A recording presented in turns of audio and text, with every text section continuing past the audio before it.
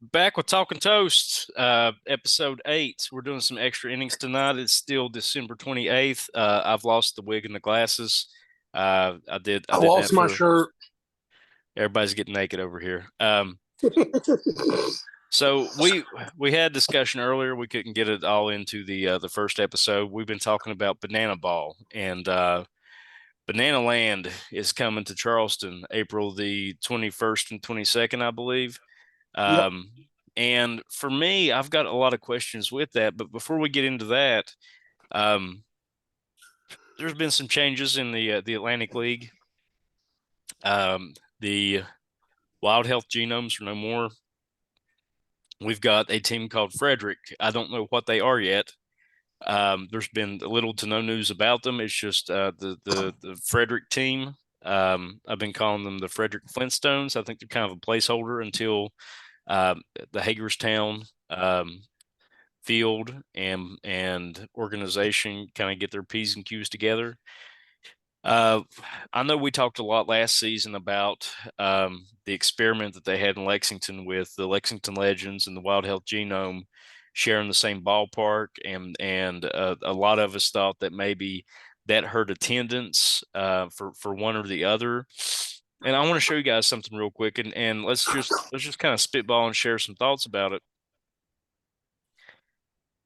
This is the attendance for 2022 um, in order, almost in order, with the totals. I think they're sorted by average. Long Island came in with an average of 4,538 fans per game. Lancaster was second. Maryland's third. York Revolution fourth. Lexington fifth. Dirty Birds a respectable sixth. High Point seventh. Yeah, take that, High Point. Logan Morrison couldn't win a World Series. You couldn't win an Atlantic League Series, and you can't win in attendance. Good Lord. I'm just waiting for him to throw a glove this year. Kentucky came in right behind High Point, though. And Kentucky was actually ahead of Gastonia, who ended up going to the AL PB finals, right? And the Staten Island Ferry Hawks. So whenever I'm looking at this, guys, like just off the top of my head, the totals kind of throw me off with Charleston being ranked sixth because I see some other numbers underneath that are higher than us. But if you have five more games, because you didn't get rain or whatever, that makes sense. If we go by average attendance, because for openings, I think double headers are counted in that, right? But Mhm. you open once and you have two games, and you might have more fans come out for that double header than you would a single game, right? So shout out to the Dirty Birds for having them fans come out for them double headers. But Kentucky actually surprised me because I thought they would have been dead last. I wouldn't have thought that they would have hit six figures on attendance, just because Lexington has been around for a long time. But there's not a big gap. 49,000 fans, I think, is what you got between Lexington and Kentucky. Maybe 48, 49, 47,000. I It's don't know. I it's don't math. it's close. It's close on math, right? So whenever you guys see this, what do you think about? Because I know Lexington got sold. Andy Shea is now the sole owner. I mean, Dirty Birds is his sole ALBP project, ALPB project. I think I got those letters right. Um, so with Papa Shea just having the Dirty Birds now, and the new team, the new ownership taking over with Lexington, and the Wild Health Genomes being no more, what do you all think when you see these numbers? Where are you gonna go?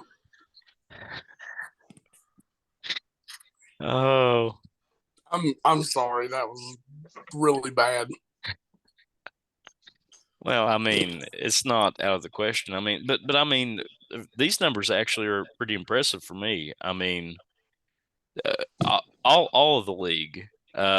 with the exception of Staten Island, had over 100,000 people show up to baseball games. Staten Island doesn't have a big stadium, though. They don't, and that might be part of it. So 1279 might be a pretty decent crowd in that size stadium, but I mean we had over 1.5 million people show up to Indy Pro baseball games this past summer, right? So for me, I'm tickled and excited about that. They played over 600 games. The total average was almost 2,500 people for each game across the league. So I mean, I'm tickled about that, but I'm puzzled by the Kentucky Wild Health Genomes because they did hit the 102,000 mark, and that's not bad, I don't think. I mean, I don't know what the dollars look like. I don't know what overhead and all that other stuff costs, but I think they thought that doing the Kentucky team was gonna be like the Legends and have attendance like the Legends, and that's just not possible. well, I You mean, can't. you don't have the history that the Legends have had behind it, right? Like Yep. you've had Clemens, you've had Roger Clemens pitch for the Lexington Legends. Mm-hmm. At least in name, right?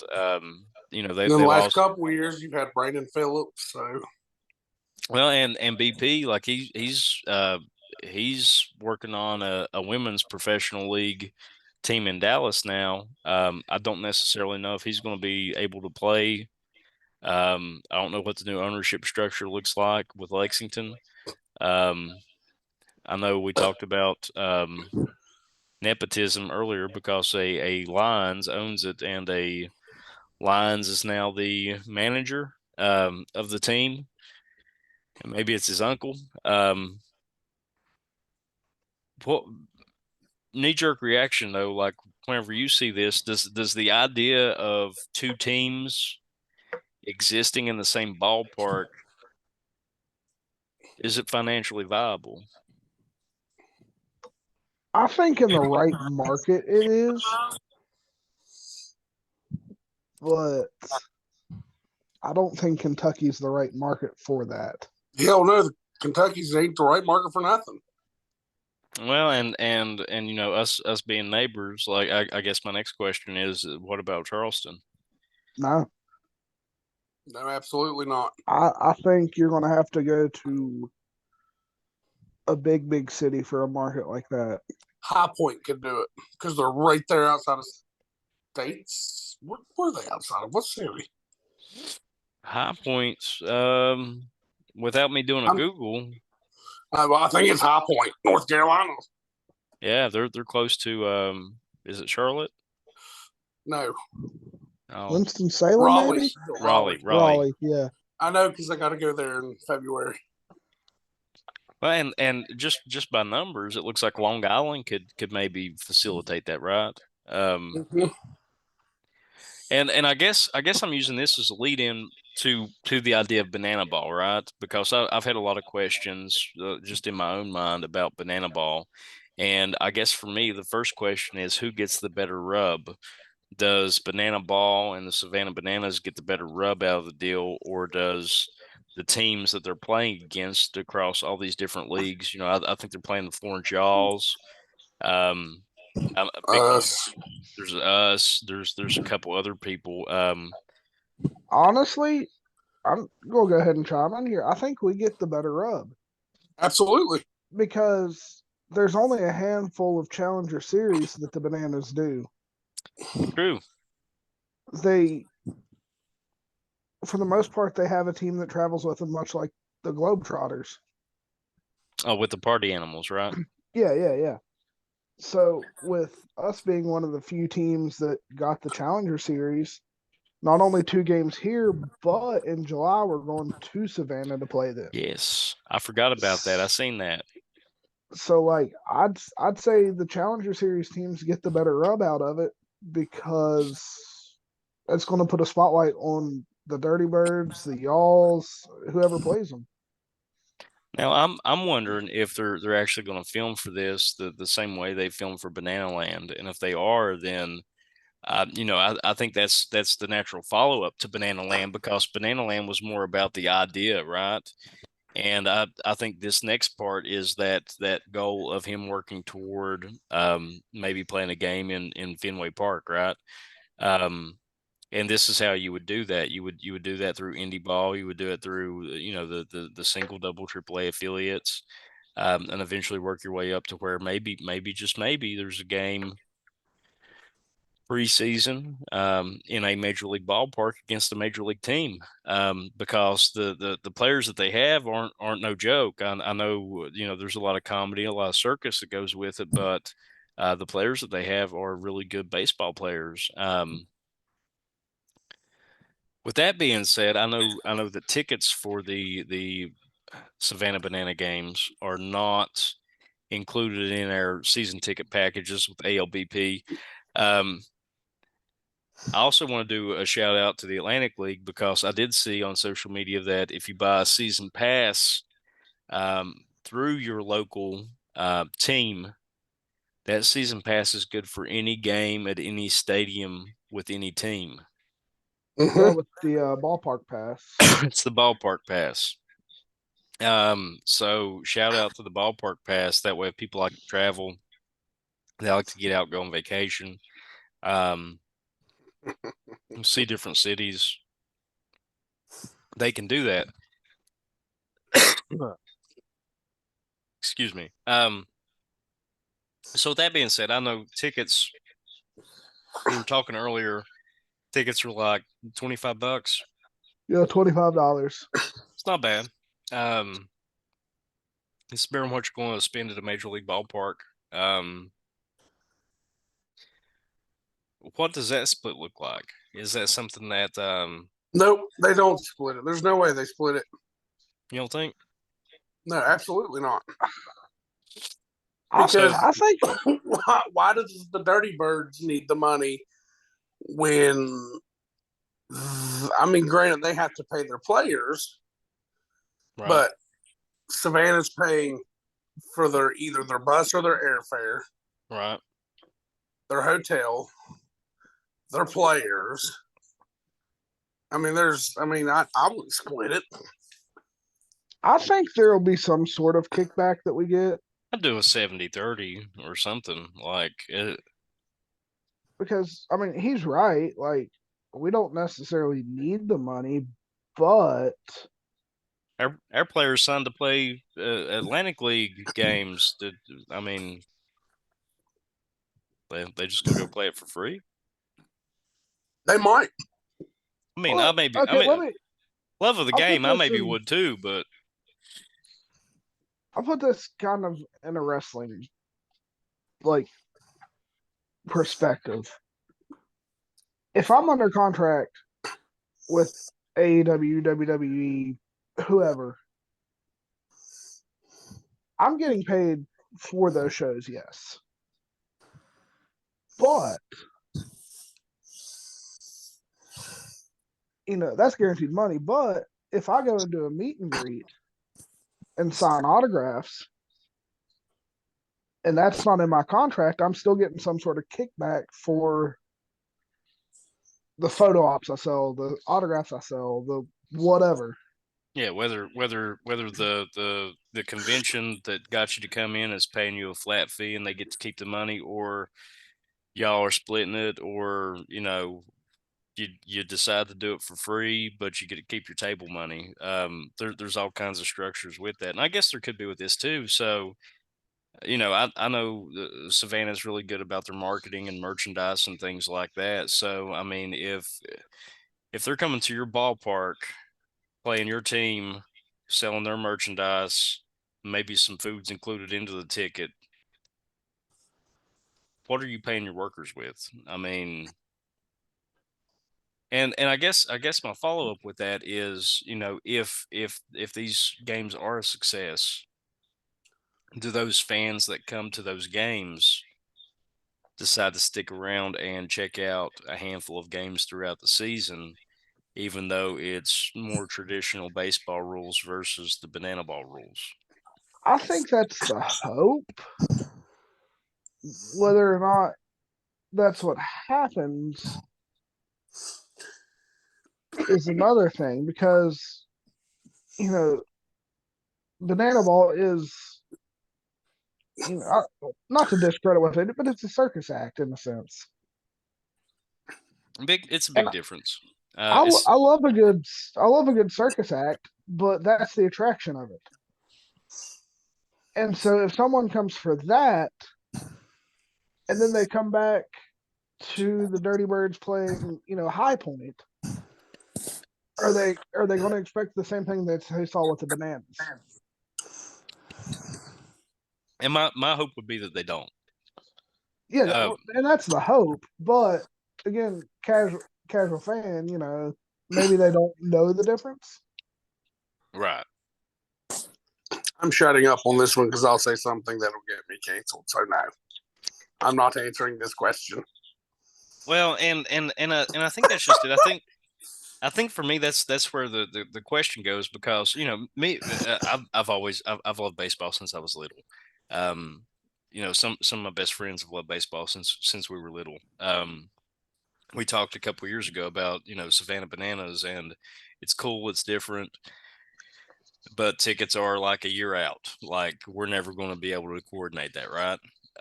So them coming here and playing here and it being banana ball rules is interesting. It's enough for me as a fan to say, yeah, I'll spend the money. Let's go. Let's do that. But I mean, for the casual fan that's just watched Banana Ball on ESPN or the Banana Land documentary, and it's getting a lot of press or a lot of advertising, would they be disappointed if they came back middle of June to watch a baseball game and, it's not a faster paced game? If somebody gets walked, everybody on the field has to touch the baseball before they can throw the person out or attempt to throw the person out. If the ball is hit foul and goes into the stands and a fan catches it, it's not an out. Are they disappointed, or is banana ball enough to get people out to the ballpark and have kind of that moment that I think we all have had, or at least I've had, where it's like, oh, I remember what this feeling is like. This is fun. Let's do this. Because for it's easier when you live close by the ballpark, but for me, I got like a 55-minute drive. There's been plenty of games where I've showed up middle of the first, middle of the second, middle of the third inning. And we've all still had a good time, even whether we've been winning or losing, right? But for a casual fan, is that going to be too much of a change in tempo for them to keep coming back to the ballpark? Here's what I'm going to say. He's done it. He's going to say it now. If the Savanah Bananas can make me feel like how I felt the first time I watched Aroldis Chapman throw 105-mile-an-hour fastball in Great American Ballpark, I'm for it. Good. Yeah. And I thought that was going to go elsewhere. I think maybe any other ballpark, you would have less of a chance of that happening. But maybe I'm just biased because, I'm used to baseball in Charleston. We have fun in Charleston. We're fun. Yeah. No matter what it is, it's entertaining, whether it's whatever they're doing on the field in between innings, us yelling at literally 81 we can in the toast section. It's always fun. So, I feel like if a casual fan that came for the Bananas game and then it's like, hey, let's check this out, I think there's still the chance that they could have fun and still, fall in love with the game. Oh, I'm going to say, we have a toast man. What do you all have? They got stilts and they got a I'm not talking about Savanah, damn it. I thought we was going to smack talk. Okay. No. Yeah, I was going to say, they got a pitcher on stilts. That kind of wins. Not really. I mean, not really, but Rod's better than that. That guy can't even run and cover first base. That's a Rod's got a better chance of covering first base. No, and that's that it goes back to what you said. It's more of a spectacle. It's more circus. But I feel like minor league baseball and indie baseball is more of a family event circus kind of atmosphere versus traditional baseball where everybody, there's a seat every 18 inches and it's all about the product on the field and there's nothing to do in between. And knowing people that have kids and Rick's got a kid and just having that atmosphere where if the kid is a little bored or whatever, like, yeah, let's go down the slicky slide, yeah, let's show up early and get these people to sign some baseballs, yeah, let's go hunt down the mascot. They got the kids running across the field. They got the games. There's all kinds of stuff that's interactive and it keeps people like engaged. And I think that's what Rod and Lindsay and a bunch of people last year did for Charleston. That Oh, absolutely. that just Let made me it tell. amazing. Let me tell to anybody watching this: if you come to our ballpark, get section 107, you will never regret it. Just not row A or B. Yeah, it's not row A or B. See- You can't have see- them rows. See him back. That's See him all I'm back. going to say. And to all of our lovely fans that watch these, 108's good too. So anywhere. yeah, 108. 108 is good as well. You could have A in 108. We don't care. But to all of our fans watching this, you will have these two other gentlemen here. They're all right. They're fun to deal with. Me, on the other hand, you'll have to excuse me yelling at umpires every 15 seconds and yelling very naughty things to them because I can be kind of a bit much. And them two other fellers on here, they can be a bit much, but I might be a little extreme. But we have fun, and the umpires hate us, and that's okay. Now, Andy followed me back on Twitter. Well, they don't hate us. I think they hate that we have a point. They hate because they know we're right. Well, and I have to wonder if sometimes they're just trying to make it interesting.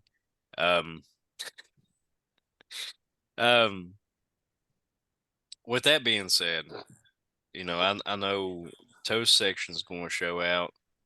Y'all bringing your ball gloves, and are we going to stay in section 107 whenever the game's rolling? Because if the ball's foul and we catch it, It's an out. it's an out. Do I have to give the ball back? I wouldn't imagine so. Oh, hell yeah. I'm going to catch me a baseball.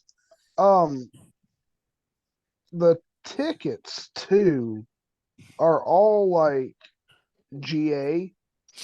Right. So like you can sit wherever you want.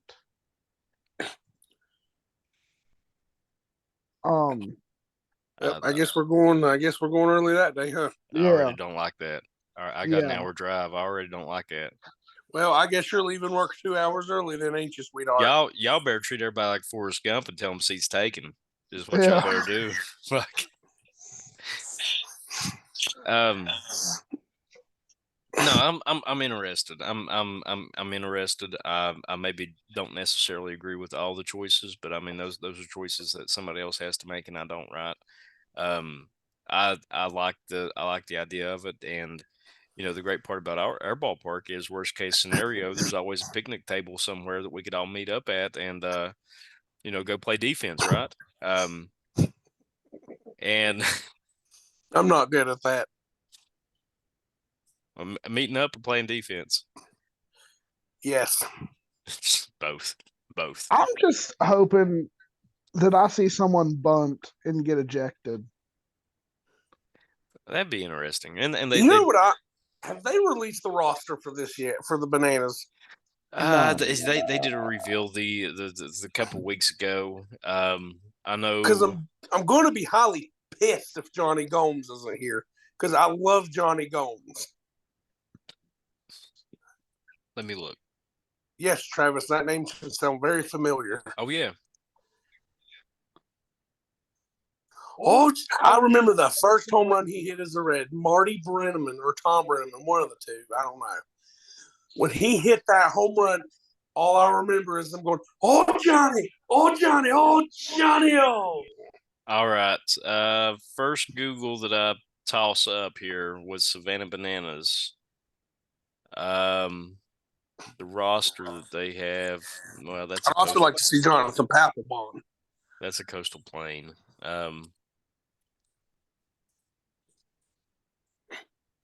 Is it the Spring Series? Yeah. The 2023 World Series. Okay. Let me go back. Okay, so announcing the Spring Series roster from the SavanahBananas.com. Once we get the page to load here. For the Bananas, we've got Keating, Mitchell, Claycamp, Hickey, Vasquez, Dawn, Canella, Lavender. Hey, fun fact. Those last two played for us last year. We got Rickles, Straker, Pearson, Cochran, Alan Hayes, Ryan Patterson, Michael Deeb, and Jacob Teston. For the Party Animals, we've got Williams, Mabane, McFadden, Neff, Clark, Crystal, Rosario, Chambly. Chambly? Yeah, Steven, right-handed pitcher. You pitched for us. Kyle Arjona, Thomas Nickel, Justin Durganis, Alex Pierce, Michael Sailors, Justin Friedman, Shlolem Lepetz, Logan Maxwell. Do not see a Johnny Gomes anywhere, sir. Now I'm mad. Well, and as somebody that dabbles with graphic design and some of that stuff, I do have to say that just looking at their website and seeing their ugly Christmas sweaters and everything else, like I'm jealous. But the only reason I'm jealous is because Dirty Birds ain't got ugly Christmas sweaters that we can order. So Dirty Birds, Get on it. look at this Savanah Bananas page and see all the different jerseys and sweaters and merchandise that this team has, because I do believe that the fans first mentality the Bananas have kind of carries over from minor league baseball and independent pro baseball. It's the same kind of spirit. For me, after that, it's about marketing and merchandise, and the more variation that we have with that, the more. And for money. me, it's about drinking beer. Well, for me, it's more about the merch. I like the jerseys. I like the hats. I like a nifty T-shirt every now and again. Not 12 T-shirts like this in different colors. Well, and I'd take 3 of them in different colors, right? I did like our 4th of July one that we had that had the stars and stripes and those kind of things, but the fireworks behind it, yeah, it was pretty cool. This is something that I think that Major League Baseball does very well that I don't think minor league or indie ball does well. You've got these players, they're under contract. I would imagine it's for name, image, likeness, right? I know that you got a lot of players that will do autograph signings for the kids, and you'll have for kids 12 and under, show up half an hour early and X, Y, and Z will sign baseballs. I'm a big sign baseball nerd. I love them. One of the things that I gave my dad for Christmas was a signed Tom Browning baseball that I got from that charity event that I went to. What keeps them from having signed baseballs in the protective case inside the merch store? And if I wanted an Alfredo Gonzalez signed baseball, I could just go down to the merch shop and spend 30, 40, 50 bucks and pick one of them up. I don't know. But a lot of times before the season will start, the Dirty Birds do a little cookout before the season. $25, all you can eat, and you get to meet the players. I did that last year. Yeah, you son of a bitch. Oh, sorry. And I got this game worn helmet signed by Scott Kelly right there. Yeah, everybody, including Mr. Rod. Oh, that's awesome. That's all. I need to get working on that. And y'all, that's just it. I think for me, I think the only thing that's a big difference besides the rules between Banana Land and the Savanah Bananas and what everybody else is doing is really just that marketing piece. It's putting that out there. It's more of entertainment than it is competition. I like the competition part. For me, that's what baseball always is. It's competition. It's caveman competition, right? Because it's caveman with rock and caveman with stick, and we're going to see what happens. So for me, I think that's just it. I would do that. I would spend 20, 30, 40, $50 on baseballs or bats. I know that broken bats and things like that, they'll sometimes sell in the shop. If they travel up into the stands on you, like you get to keep them. The same with foul balls and whatnot. But I mean, that's just an avenue that I haven't seen explored, and I think it would be worthwhile because even Atlantic League's baseballs are different than everybody else's. With the blue and red threads and those kind of things, and It's because they produce their own baseball.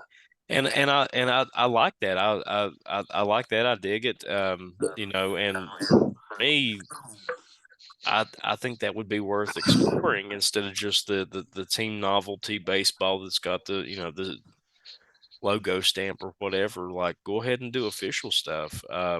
League official signed baseballs.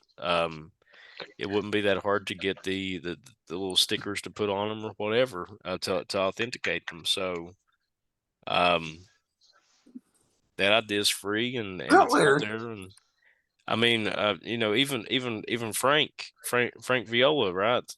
Cy Young winner. Frank Viola. Frank Viola. I always call him Viola because it sounds more like ravioli. And there's a ravioli. There's a Frank Viola ravioli in a cookbook that I'm working on. We only got a couple minutes left, so I'm not going to share that recipe yet. But I think that would be something cool that the league could do to again. I've got my real homie Larry. Just generate. That's not Larry. Oh, damn it. Generate a little bit of dollars, and add that collectability, that marketability to the players, to the teams. What would be one? We got 2 minutes left. What would be one major thing that you all would do to stir up community, local interest in ALPB, the way that Banana Ball sort of does? Community outreach, man. Like, I dig it. Scott Kelly went to Rocky's kid's school and gave out free tickets. That's what got Rocky and them going to the games. And they're season ticket holders now. So yeah. Community outreach. Also, while it's on my mind, why do we not have an actual mascot anymore? Why is there not Dusty walking around the ballpark? Ooh, that's a good question. Because you have to pay somebody. Oh, okay. They make good money. I'd do it. I mean, I can only be there on the weekends, but I mean, I'd dress somebody up in Dusty, send him out to the school or whatever with a couple of the ball players, hand out some tickets, take pictures with the kids.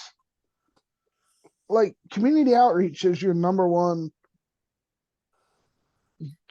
interest generator, in my opinion. Here's mine. Get better beer. Maybe that too. You're in West Virginia, for God's sake. Well, they got liquor, so we don't need beer. And I think with all those things, and since we only got about 30 seconds left, I think. All right, get toasted with the Toasty Boys. You are toast. And that, my friends, is game over. See you later.